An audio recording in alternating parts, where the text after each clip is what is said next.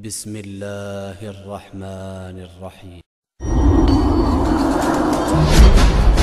التوبة بشارة لمن زلت قدم. التوبة يا أيها الذين آمنوا توبوا إلى الله توبة نصوحا عسى ربكم أن يكفر عنكم سيئاتكم ويدخلكم جنات.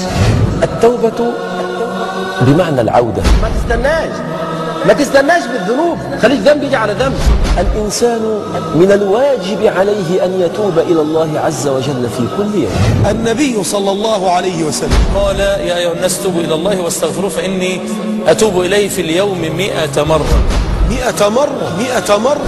أليس من الخزي إن الآلاف تتوب وربنا يقبل توبتهم ويعفو عنهم ويغفر لهم، وأنت لا يغفر لك ولا تتوب إلى الله سبحانه وتعالى؟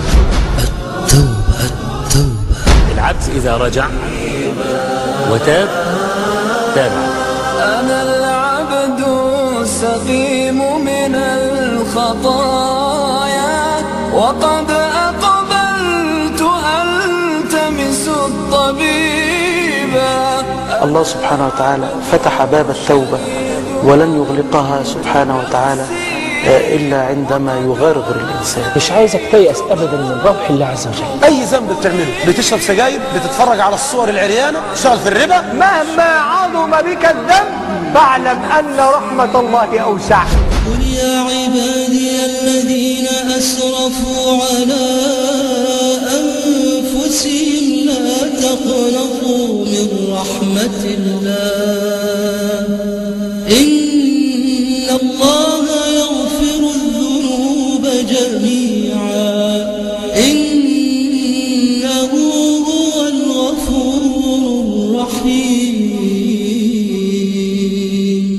وهذه السيئات تبدل لحسنات. يعني ممكن يا شيخ؟ جدا، ليه لا؟ ثم تاب عليهم ليتوب. لأن العبد لا يتوب إلا إذا فتح الله له باب توبة. أنا بتوب عشان ربنا سبحانه وتعالى بيفرح بتوبتي. وانت بتتوب ناوي أبدا ما تغلطش، أبدا ما ترجعش، نية صادقة، انت أضرب نفسك.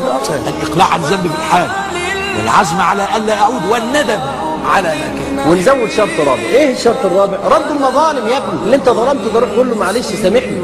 اللي خدت امواله قول له اتفضل الاموال بتاعتك اهي. هي دي التوبة. توب بقى، توب الى الله عز وجل.